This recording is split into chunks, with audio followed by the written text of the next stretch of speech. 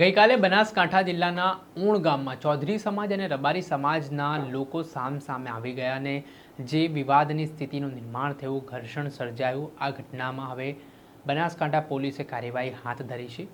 આ ઘટના વચ્ચે વડવાડા મંદિરના મહંત કનીરામદાસ બાપુનું મોટું નિવેદન સામે આવ્યું છે, જેમાં તેમણે બંને સમાજોના લોકોને શાંતિ જાળવવા માટે અપીલ કરી છે ને શાંતિથી બેસીને ચર્ચા વિચારણા કરીને આનું સુખદ અંત લાવવા માટેની વાત કરી છે. શું મામલો છે, વિગતે સમજીએ.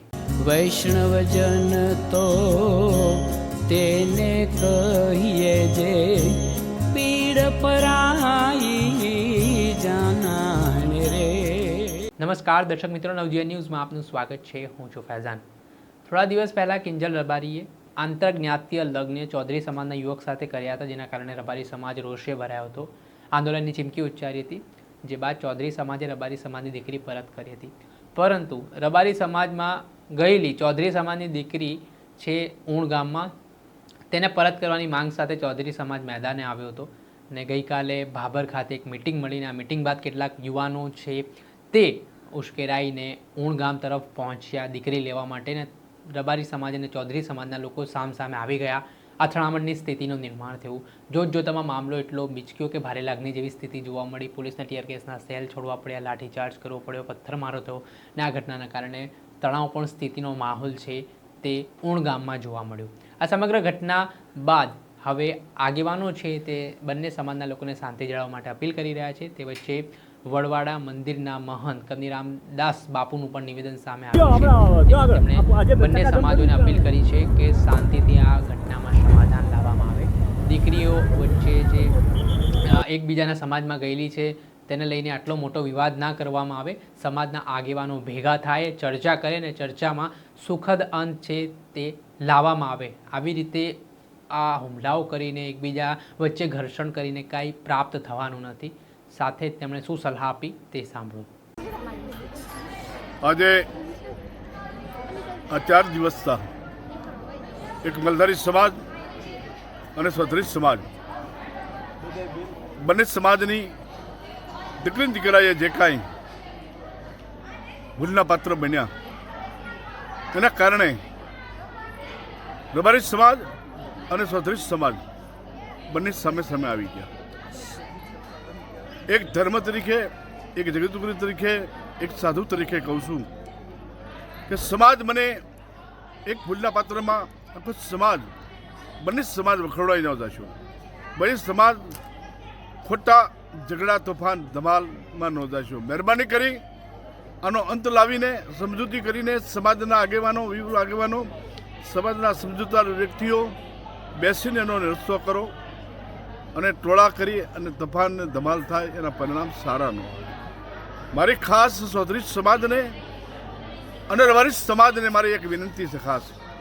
મારે તો રબારી સમાજ છે, ચૌધરી સમાજ છે, તમે તો ધર્મના વડા થઈ એટલે તમે બંને સમાજ છો. એ સમાજને મારી વિનંતી છે કે ખોટા ટોળા અને ખોટા એકાબીજા દૂષણ ન થશો, ક્રોધમાન ન થતા અને આના 5 પછી આગેવાનો ચૌધરી સમાજના, 5 પછી આગેવાનો રબારી સમાજના. અને ઇન કેસ અમારી કાંઈ જરૂર પડે તો અમે પણ તમારી પાસે તમારી સાથે છીએ. પણ ખોટી ઉશ્કેરણી કરીને બંને સમાજ વગોવાઈ જાય છે, બંને સમાજની ખોટી એકતા તૂટે છે અને સમાજમાં ખોટું રોહ થાય છે. બંને સમાજને એ રોહ મટાડો, એકતાથી, સમજૂતીથી અને સમાજના ડાયા માણસો, વિરુદ્ધ આગેવાનો ભેગા બેસી અને આનો એક કોઈ પણ રસ્તો કાઢી અને સમાધાન ઉપર આવો, એટલી મારી સાધુ તરીકે, ધર્મ તરીકે, ધર્મગુરુ તરીકે મારી વિનંતી છે. મારી સમાજને ખાસ કહું છું, તમે પણ આની અંદર ખોટા કૃષિ ન થજો. તમે 5 પછી આગેવાનો બહેને ચૌધરી સમાજના આગેવાનો બિહારી આનો રસ્તો સારો થાય, સંપ થાય, એકતા થાય અને સંગઠન થાય એવું વિચારજો. જો કંઈ આમાંથી કોઈ વધારે રોષ કરશો તો બંને સમાજને મુશ્કેલી છે, બંને સમાજ ખોટો ગોળાઈ જાય છે. અને તમારી જે સમાજની આજ બનાસકાંઠા જિલ્લામાં રબારી સમાજની, ચૌધરી સમાજની જે એકતા સંગઠન છે, એકાબીજાની અંતરની ભાવના છે, એ ન તૂટે અને એ તમારી એકતા થાય એવી મારી ભગવાન વડવાળા દેવને, ઠાકરને, ગુરુ મહારાજને એને પણ મારી પ્રાર્થના સ્કાર પુરાવા મહાન પુરુષોના બાપુની કૃપા અને આપ શાંત થાવ. જય વડવાળા, જય ગુરુ મહારાજ.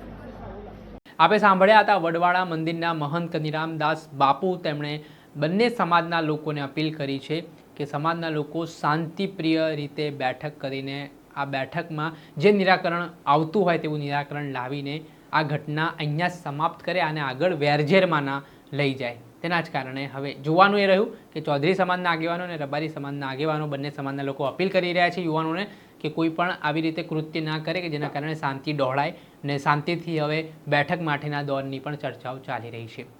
દર્શક મિત્ર, આવા જ નવા વિડીયો સાથે આપણે માહિતગાર કરતા રહીશું, એટલે નવજીવન ન્યૂઝ જોતા રહો.